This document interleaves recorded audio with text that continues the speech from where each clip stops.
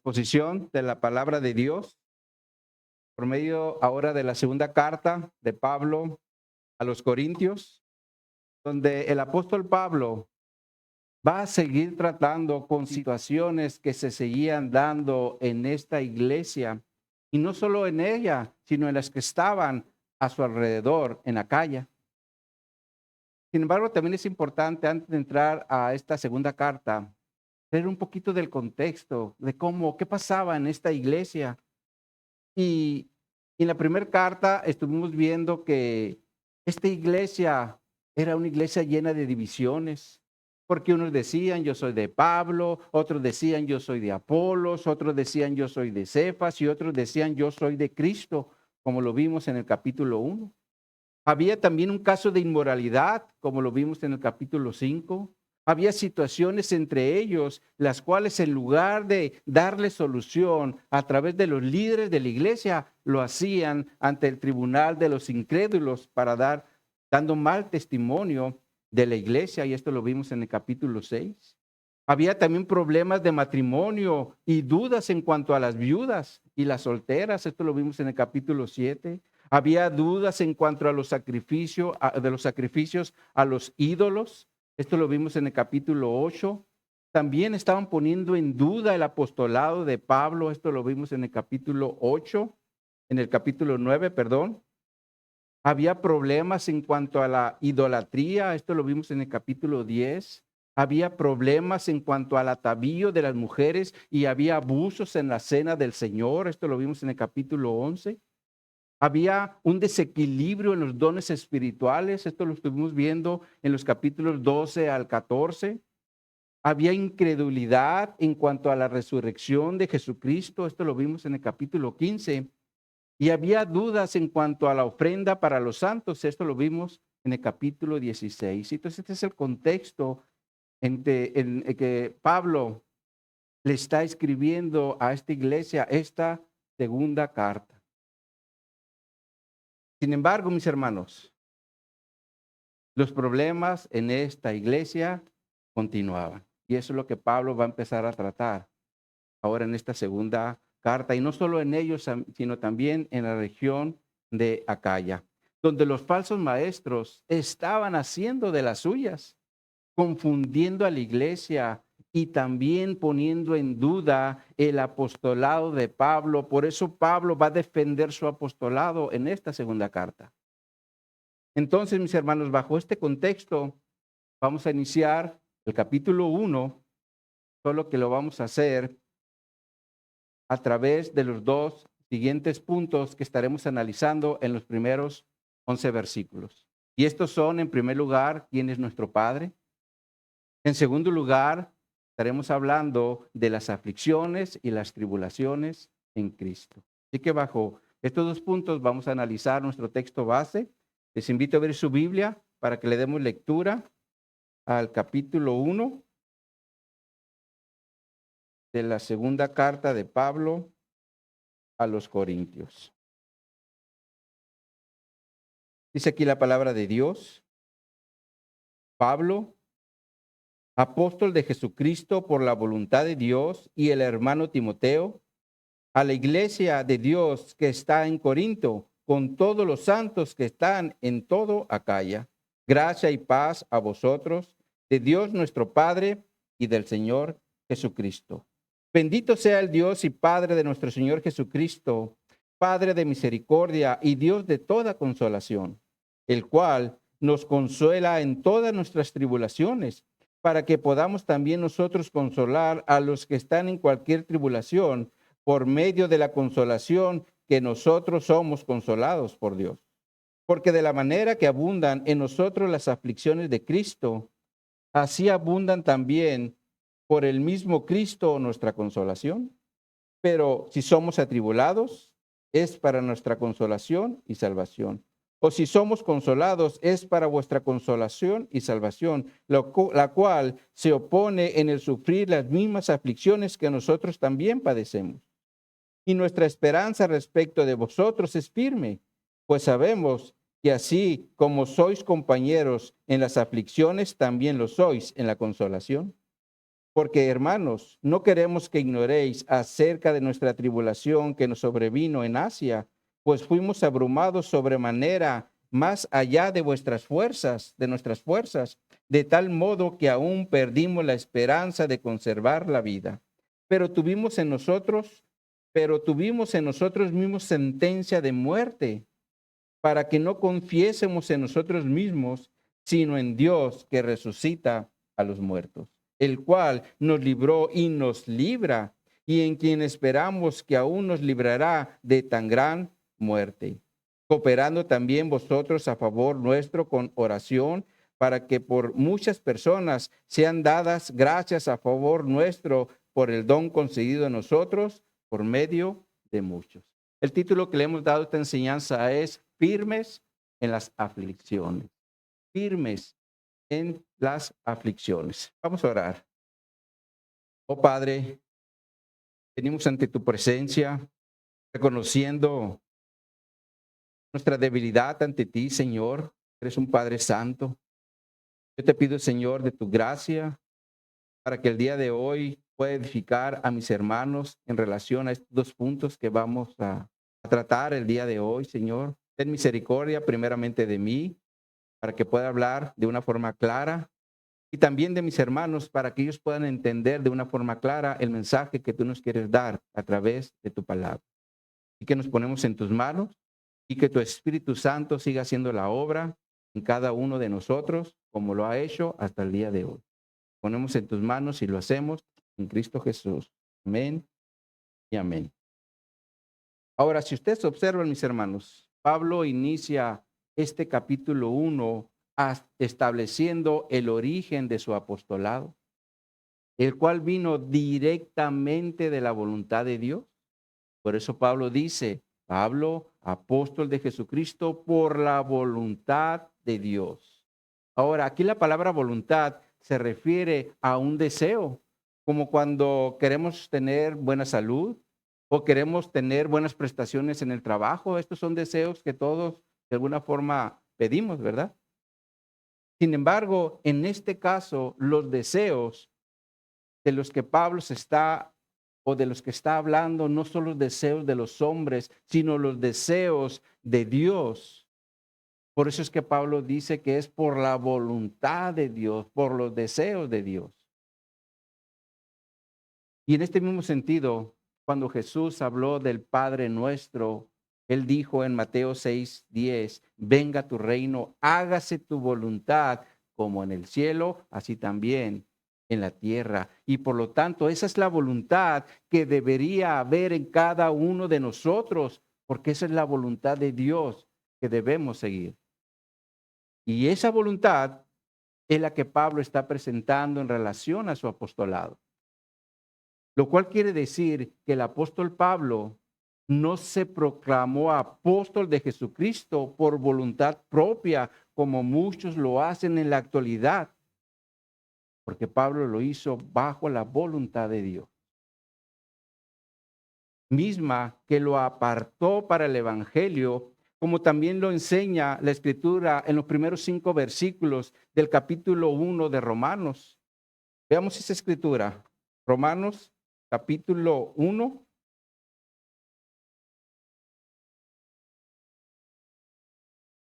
Versículos 1 al 5.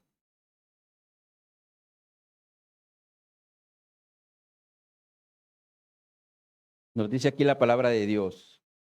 Pablo, siervo de Jesucristo, llamado a ser apóstol, apartado, ¿para qué dice?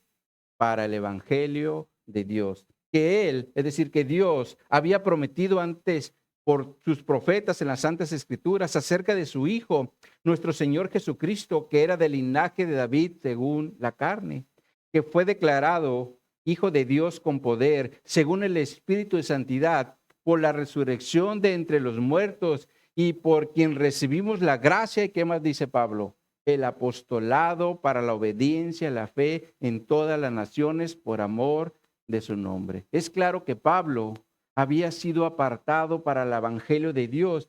Sin embargo, esto fue incluso desde el vientre de su madre, como también lo dice la Escritura en Gálatas. Se los vamos a poner en la pantalla.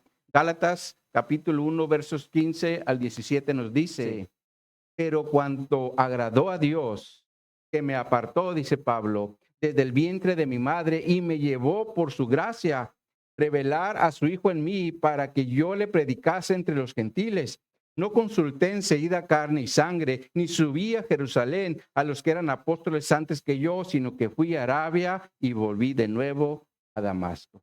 Es claro que Pablo fue apartado desde el vientre de su madre para que predicase entre los gentiles el evangelio de Dios y no sus creencias o sus posturas, sino a Jesucristo y a este crucificado, como también le dijo a los corintios en 1 Corintios 2:2, donde les dice, pues me propuse no saber entre vosotros cosa alguna, sino a Jesucristo y a este crucificado.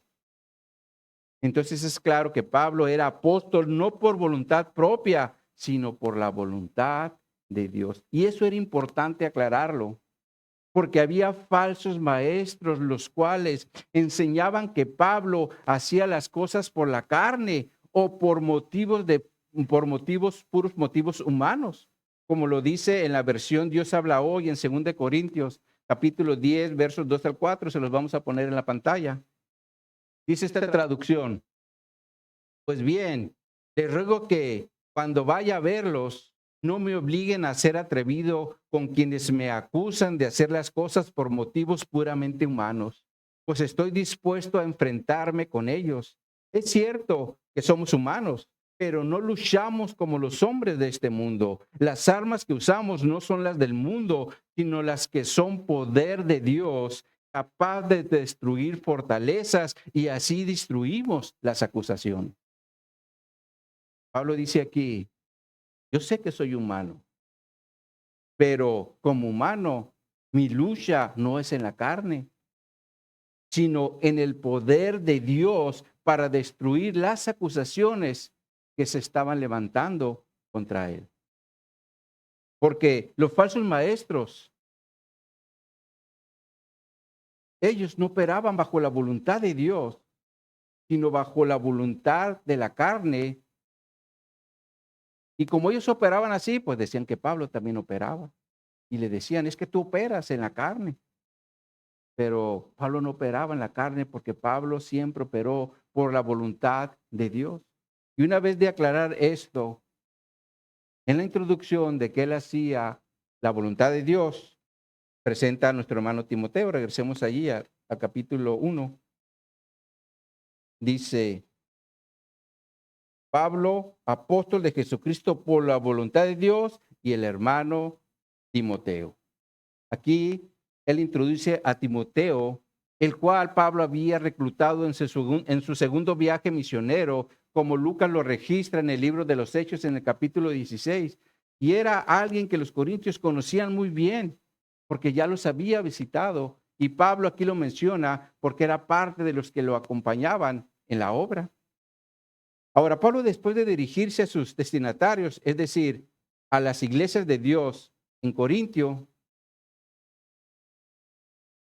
menciona también a las iglesias. Dice, Pablo, apóstol de Jesucristo, por la voluntad de Dios, el hermano Timoteo, a la iglesia de Dios, está dirigiendo a sus destinatarios, a la iglesia de Dios que está en Corintio con todos los santos que están en Acaya. Aquí Pablo ya está considerando a los hermanos del sur de Corintio. Le vamos a poner un dibujo gráfico en la pantalla. Aquí vemos Corintio y a la parte sur está Acaya. Estaba dirigiendo su carta a toda esa región. Estaba siendo dominada por los falsos maestros. Ahora, Pablo, una vez que establece estos destinatarios a los que está dirigiendo esta carta, presenta sus saludos que él acostumbraba a dar en sus cartas, en el versículo 2, donde nos dice, gracia y paz a vosotros, de Dios nuestro Padre y del Señor Jesucristo.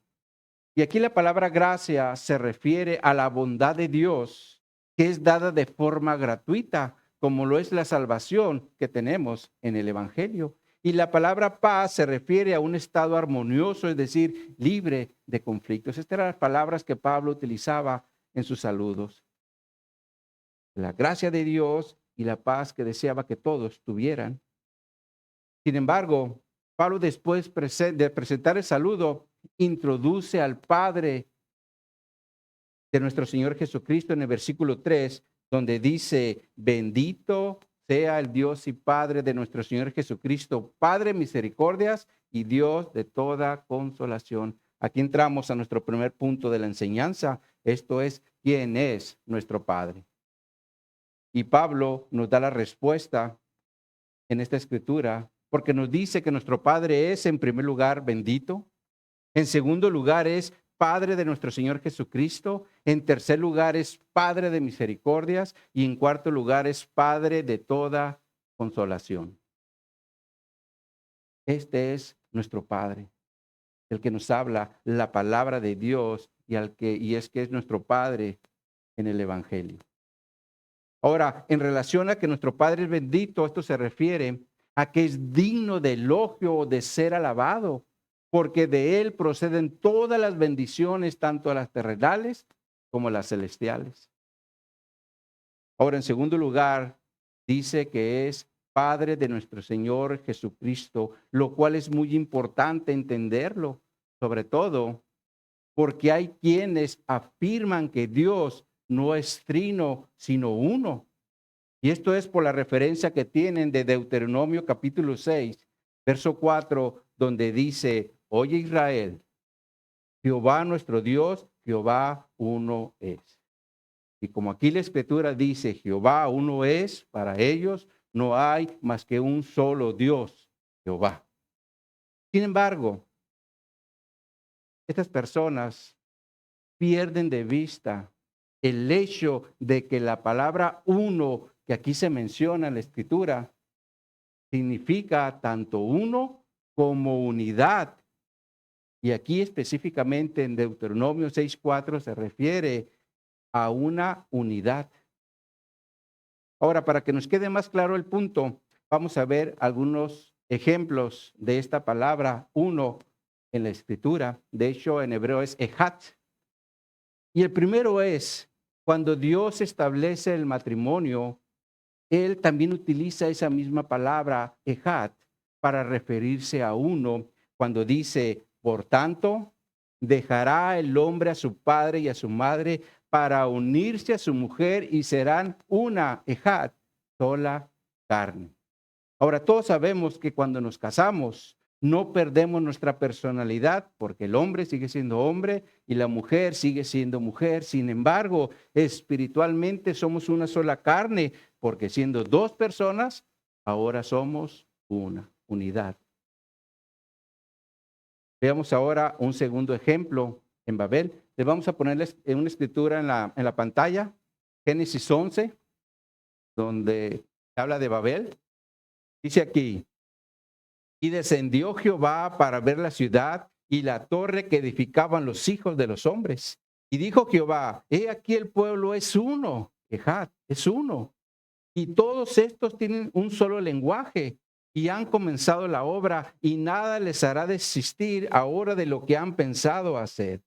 Ahora pues, descendamos y confundamos, aquí está hablando de unidad, allí su lengua para que ninguno entienda lo que habla su compañero. Entonces es claro que el uno en esta escritura también se refiere a una unidad porque todos eran de un mismo pensar al querer construir la torre de Babel, ¿verdad? Sin embargo, es claro que no era una sola persona, sino que era un grupo de personas. Y ahora les voy a dar un tercer ejemplo, pero ahora en el Nuevo Testamento. Les pongo una escritura en la pantalla de Efesios. Dice Efesios 2, 13 y 14. Pero ahora en Cristo Jesús, vosotros que en otro tiempo estabais lejos, habéis sido hechos cercanos por la sangre de Cristo, porque Él es nuestra paz, que de ambos pueblos hizo uno, derribando la pared intermedia de la separación.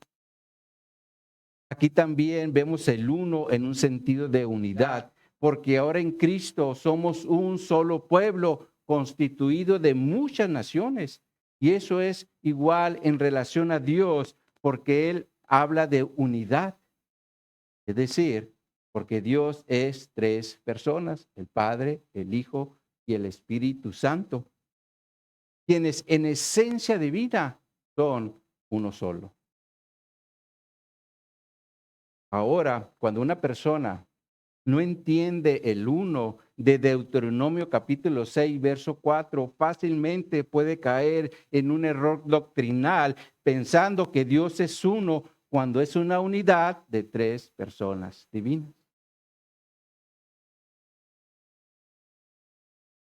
Y como Pablo tenía muy bien en claro este concepto, por eso es que nos presenta al Padre y al Hijo, porque el Padre es Dios y el Hijo también es Dios. Y esto nos lo comprueba el apóstol Juan cuando dice en Juan 1:1, en el principio era el verbo era con Dios y el verbo era Dios. Y todos sabemos que aquí el verbo es Jesucristo. Y más adelante Juan nos menciona que el verbo se hizo carne y habitó entre nosotros, ¿verdad?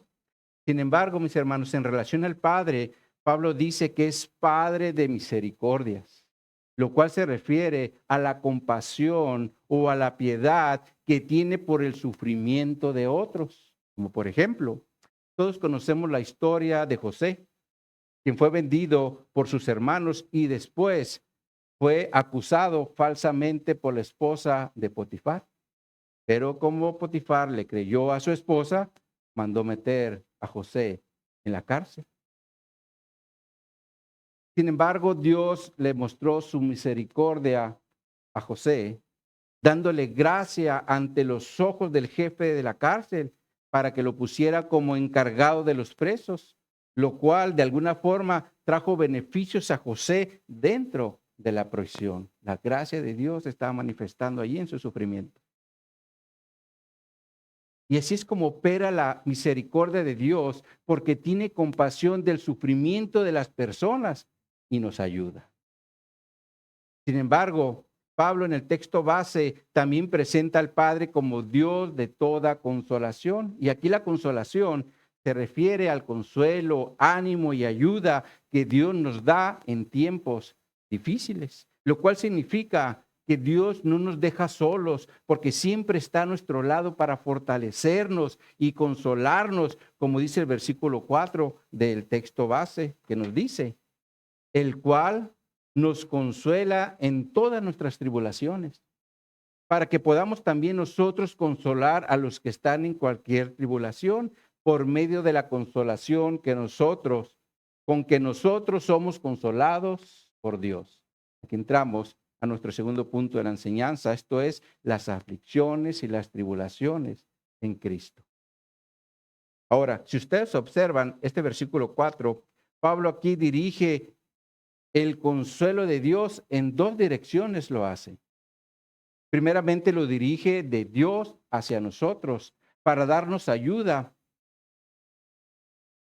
sobre todo cuando estemos pasando por tribulaciones, es decir, por momentos difíciles que nos ocasionan angustias, como por ejemplo, estas pueden ser físicas a través de una enfermedad que nos está acabando, como es la diabetes, como es el cáncer, o posiblemente con algún problema en alguno de nuestros órganos que nos inhabilita para hacer cosas físicas.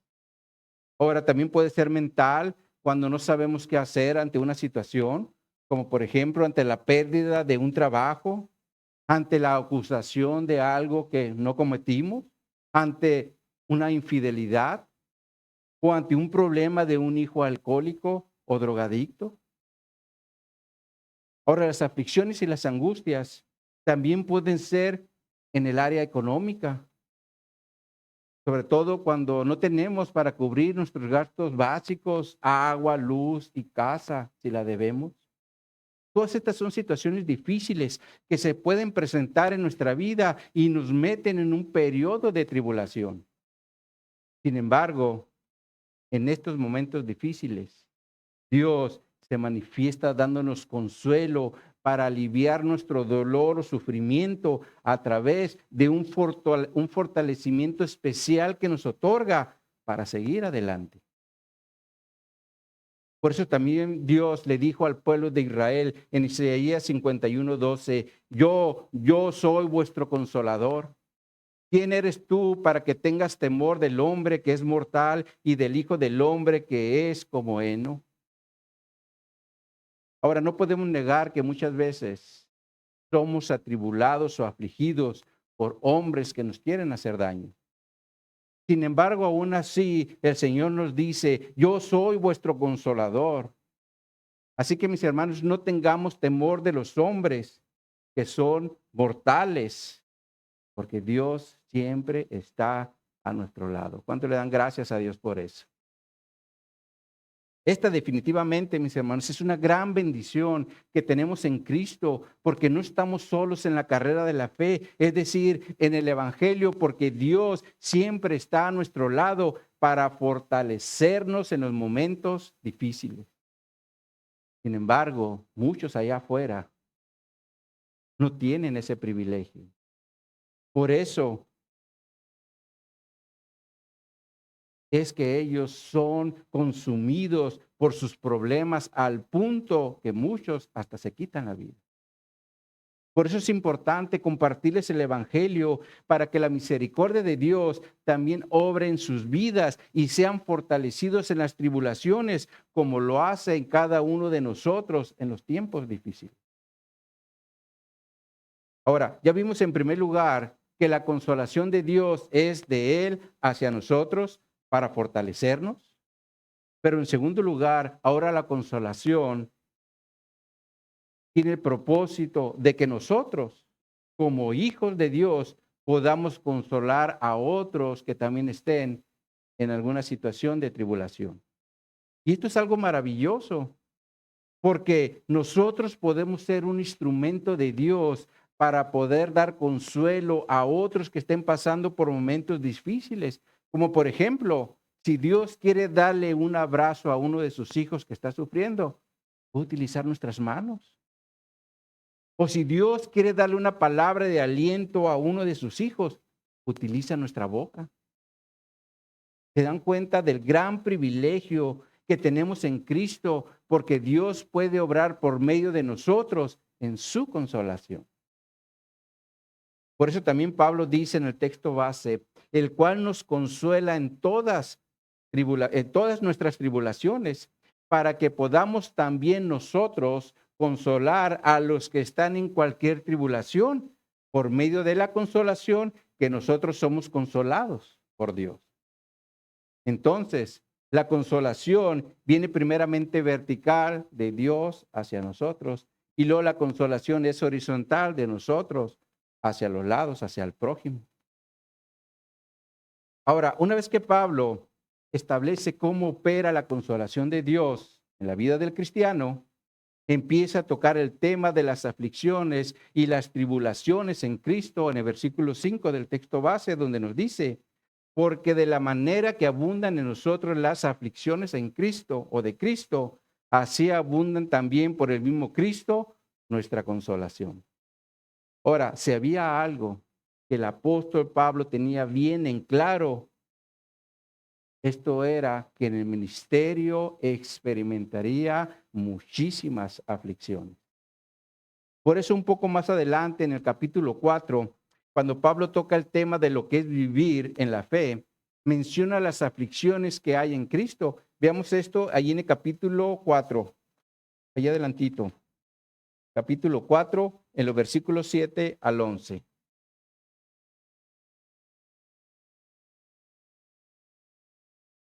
Segunda a los Corintios, capítulo 4, verso 7 en adelante nos dice, pero tenemos este tesoro en vaso de barro para que la excelencia del poder sea de Dios y no de nosotros, que estamos atribulados en todo, mas no angustiados, en apuros, mas no desesperados, perseguidos, mas no desamparados, derribados, pero no destruidos. Esto nos habla, mis hermanos, de la consolación que viene primeramente de Dios para que ellos pudieran seguir adelante en los momentos difíciles. Por eso dice, estamos atribulados, pero no angustiados. Estamos en apuros, pero no desamparados. Estamos perseguidos, pero no estamos desamparados. Somos derribados, pero no somos destruidos. Eso es lo que hace el consuelo de Dios en la vida de un cristiano para que siga adelante en la obra del evangelio.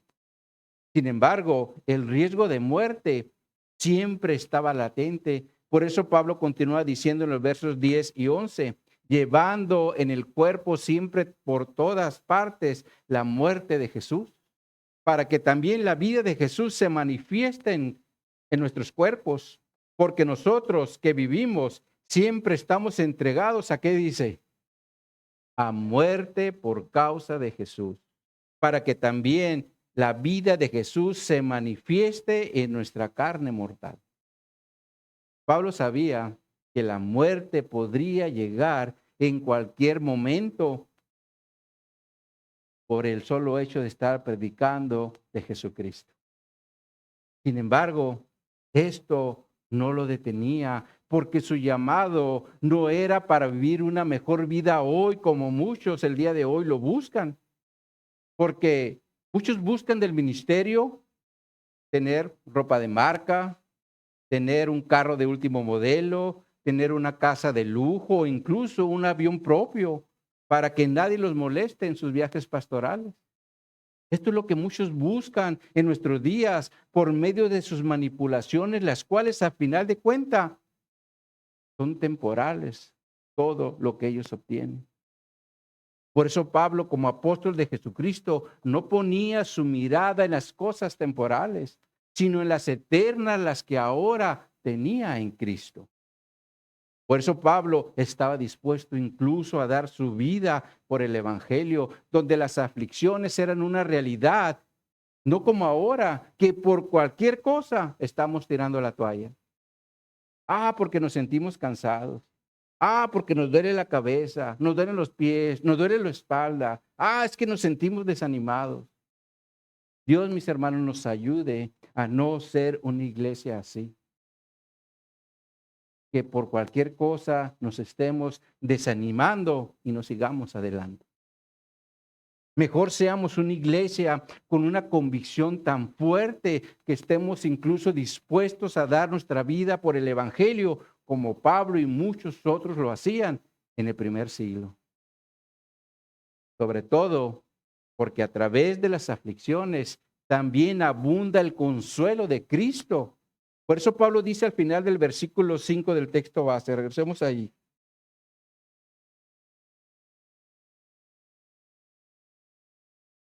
Dice, así abunda también por el mismo Cristo nuestra consolación. Lo cual quiere decir que Cristo también estaba a su lado para brindarles ayuda y consuelo en los momentos difíciles, los cuales eran una realidad para los cristianos del primer siglo. Por eso Pablo continúa diciendo en el versículo 6 del texto base, pero si somos atribulados es para vuestra consolación y salvación.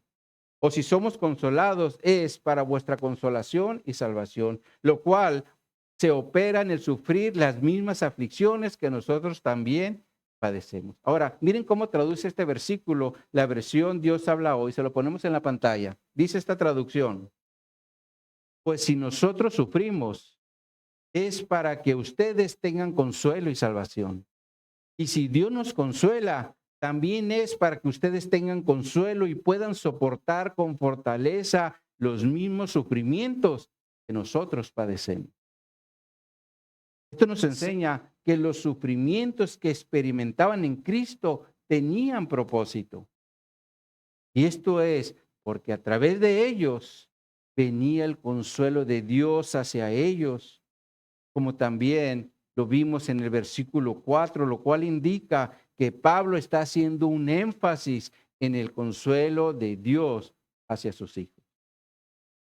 Solo que Pablo ahora incluye la palabra salvación, lo cual se refiere a ser libre de un daño.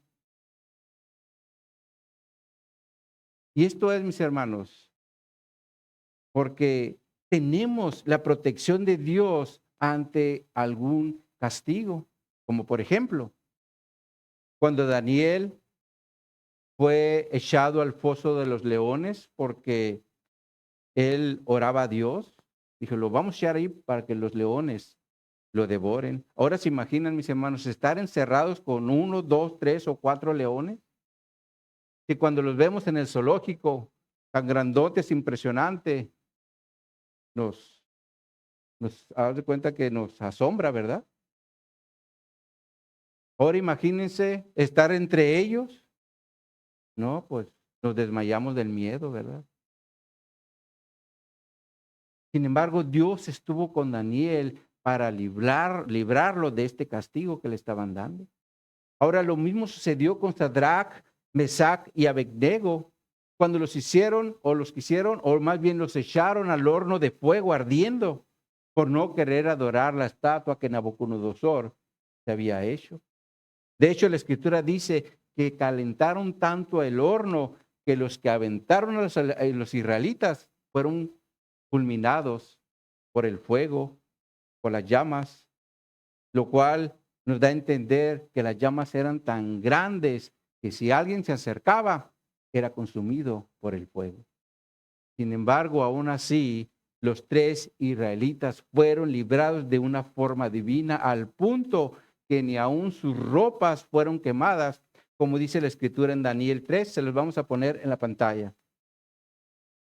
Dice aquí la Escritura, entonces Nabucodonosor se acercó a la puerta del horno de fuego ardiendo y dijo, Sadrach, Mesach y Abednego, siervos del Dios Altísimo, salid y venid. Entonces Sadrach, Mesach y Abednego salieron del medio del fuego y se juntaron los sátrapas, los gobernadores, los capitanes, los consejeros del rey para mirar a estos varones cómo el fuego no había tenido poder alguno sobre sus cuerpos, ni al cabello, ni aún el cabello de sus cabezas se había quemado, sus ropas estaban intactas y ni siquiera olor de fuego tenía.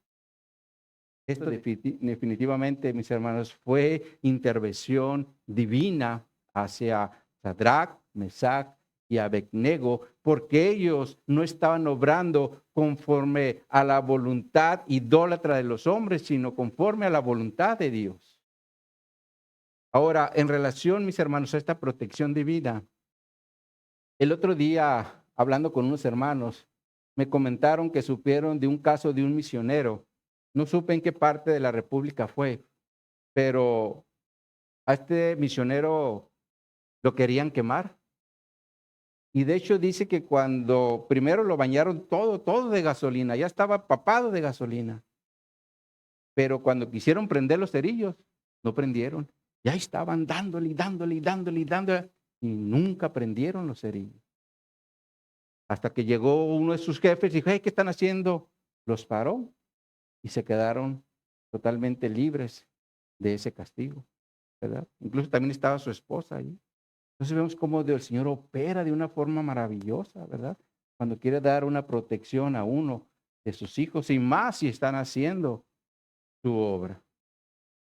Y esa, mis hermanos, es la protección que todos tenemos en Cristo cuando estamos haciendo su voluntad. Por eso Pablo incluye la palabra salvación, porque somos resguardados de algún castigo humano. Aunque realmente también somos resguardados del castigo eterno en el infierno, donde el gusano no muere y el fuego nunca se apaga, como dice la Escritura en Marcos 9:44. Por eso es importante, mis hermanos, que Jesús sea nuestro Señor y Salvador para tener todos estos beneficios. Ahora, retomando, Pablo, después de mencionar la consolación y la salvación que tenemos en Cristo, dice que esto opera en el sufrir las mismas aflicciones, lo cual quiere decir que Pablo, junto con los que estaban con él, también experimentaban momentos difíciles en la obra del Evangelio. Sin embargo, dice que eran consolados por Dios, para que de esa forma ellos pudieran consolar a otros que estuvieran también en un sufrimiento y de esa forma se fortalecieran unos a otros para continuar en la obra del Evangelio. Por eso la traducción Dios habla hoy dice, y puedan soportar con fortaleza los mismos sufrimientos que nosotros padecemos. Lo cual quiere decir que dentro del Evangelio habrá muchos sufrimientos, empezando por el yo.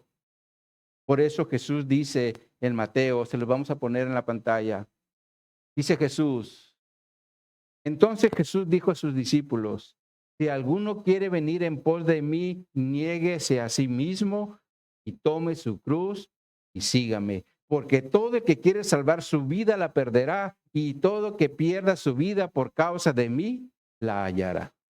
Jesús aquí nos está diciendo, si quieren venir en pos de mí, es decir, ser mis discípulos, tienen que negarse a ustedes mismos.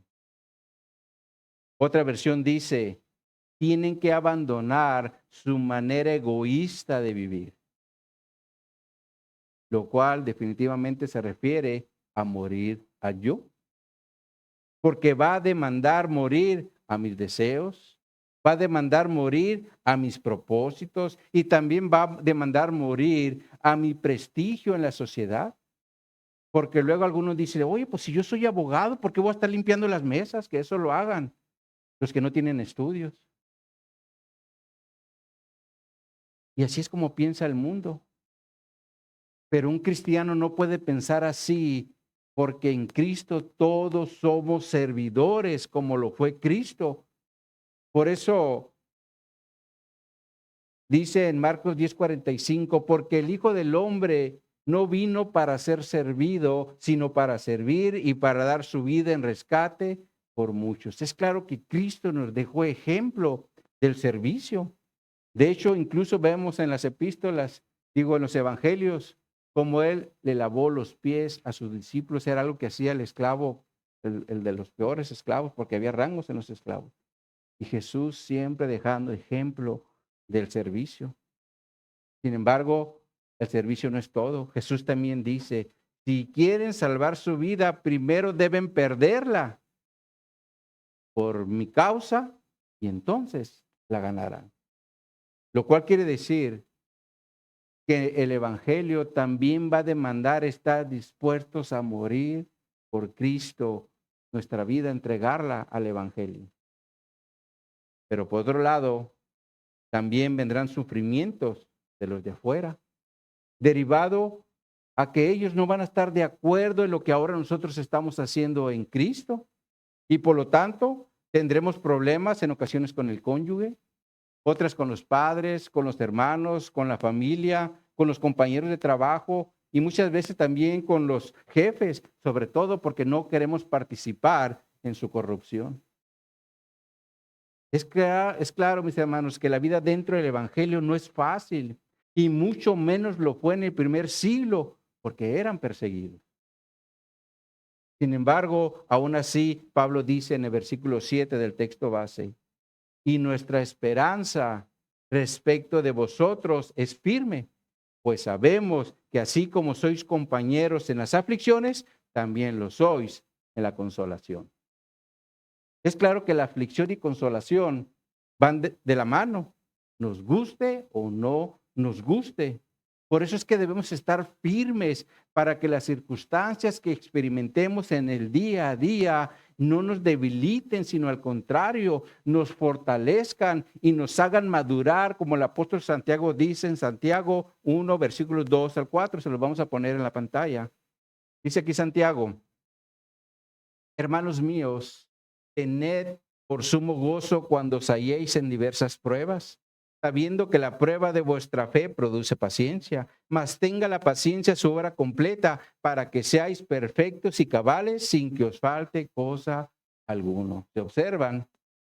Y Santiago dice, cuando os halléis en diversas pruebas, lo cual de entrada nos dice que serán muchas las situaciones y los problemas que vamos a experimentar como cristianos.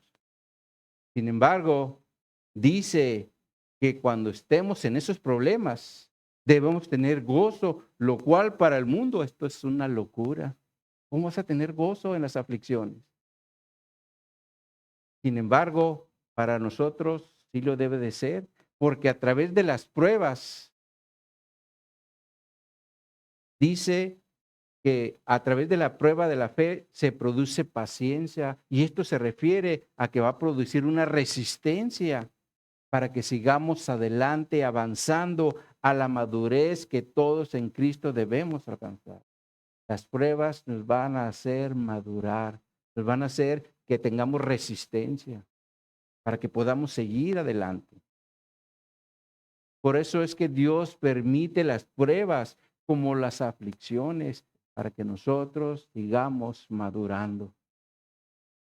Sin embargo, es claro que no nos deja solos, porque siempre está a nuestro lado dándonos consolación. Ahora, en ocasiones lo va a hacer por medio de su palabra, pero en otras ocasiones lo va a hacer por medio de sus hijos para que nos venga, nos consuela y podamos seguir adelante. Ahora, después de presentar esto de la consolación de Dios, Pablo trae a la memoria una situación que experimentó en Asia, y es lo que menciona en el versículo 8, cuando dice: porque hermanos, no queremos que ignoréis acerca de nuestra tribulación que nos sobrevino en Asia, pues fuimos abrumados sobremanera más allá de nuestras fuerzas, de tal modo que aún perdimos la esperanza de conservar la vida. Pablo aquí se refiere a lo que experimentó en Éfeso por causa de un platero llamado Demetrio, el cual, dice la escritura en Hechos 19, que hizo un gran alboroto porque ahora ya no le estaban comprando las estatuillas de Diana. Y dice aquí la escritura que el pueblo se llenó de ira y se lanzaron sobre Gallo y Aristarco, compañero de Pablo. Por eso Pablo dice que entraron en una gran tribulación en Asia. Incluso dice que perdieron la esperanza de conservar la vida, lo cual significa que la cosa estuvo fea. La vieron como que hasta aquí llegamos. Sin embargo, aún así Pablo dice que eso tenía un propósito. Y el propósito es el que menciona en los versículos 9 al 11, donde dice: pero tuvimos en nosotros mismos sentencia de muerte para que no confiésemos en nosotros mismos, sino en Dios que resucita a los muertos, el cual nos libró y nos libra, en quien esperamos que aún nos librará de tan grande muerte, cooperando también vosotros a favor nuestro con la oración, para que por muchas personas sean dadas gracias a favor nuestro por el don concedido a nosotros por medio de muchos. Es claro que el propósito era para que su confianza, el propósito de las aflicciones era para que su confianza no estuviera en ellos mismos, sino en Dios que resucita a los muertos. Como pasó también con Abraham, el padre de la fe, el cual sabía que el Señor era todopoderoso para volverle a dar vida a su hijo y lo presentaba en sacrificio. Lo mismo pasó con Pablo y sus compañeros en Asia, porque les dio salvación. Lo mismo pasó con David en el pozo de los leones. Lo mismo pasó con Sadrach, Mesac y Abednego en el horno de fuego. Y lo mismo pasó con este misionero en México, que recibieron ayuda del Señor. Así que, mis hermanos, debemos tener confianza de que Dios, es todopoderoso para librarnos de todo mal, pero también para darnos consuelo en todas nuestras aflicciones. Amén, mis hermanos. Entonces, como conclusión a lo que miramos el día de hoy, en primer lugar, nunca olvidemos que nuestro Padre Celestial es Padre misericordia y Dios de consolación, de misericordia, porque tiene compasión de nuestros sufrimientos, y de consolación, porque siempre está a nuestro lado para darnos consuelo. Primeramente viene de Él hacia nosotros, y de esa forma después utilizarnos a nosotros para que se los demos a otros. Y en segundo lugar, nunca olvidemos que seguir a Cristo traerá a nuestra vida aflicciones y tribulaciones, las cuales Dios permite para que seamos fortalecidos y maduremos en nuestra fe. Pero de igual forma, para que nuestra confianza no esté en nosotros mismos, sino en Dios, que nos protege y nos ayuda para seguir adelante. Amén. Oremos. Oh bendito Dios, te damos gracias, Señor, por tu palabra. Tu palabra nos enseña primeramente, como lo vimos hoy, quién es nuestro Padre, cómo a través de su misericordia es que tú nos ayudas para salir de los sufrimientos. A través de tu consolación tú nos fortaleces, incluso nos llevas al punto de nosotros poder fortalecer a otros hermanos que estén pasando por una situación. Esto es algo maravilloso, Señor. Y te damos gracias, Padre, porque tú nos utilizas en tu voluntad, porque nosotros también podemos ser ese instrumento de consolación a nuestros hermanos que están pasando por momentos difíciles, Señor. Oh, es una gran maravilla esto, Señor. Pero también sabemos que a pesar de que estamos pasando por situaciones difíciles, tú siempre estás allí a nuestro lado, dándonos consuelo, dándonos ayuda, no dejándonos solos, haciéndonos madurar, pero sobre todo, como lo vimos el día de hoy, para que nuestra confianza no esté en nosotros, porque nosotros fácilmente pensamos, voy a hacer esto, lo voy a solucionar así, lo voy a solucionar acá, pero el que realmente tiene la solución eres tú. Por eso debemos ir siempre a ti, Señor. Estar en humillación delante de tu presencia, pidiendo tu dirección, considerando que somos débiles, pero tú eres fuerte. Así que, Señor, yo te doy gracias, Señor, por tu palabra. Te doy gracias porque no nos dejas solo.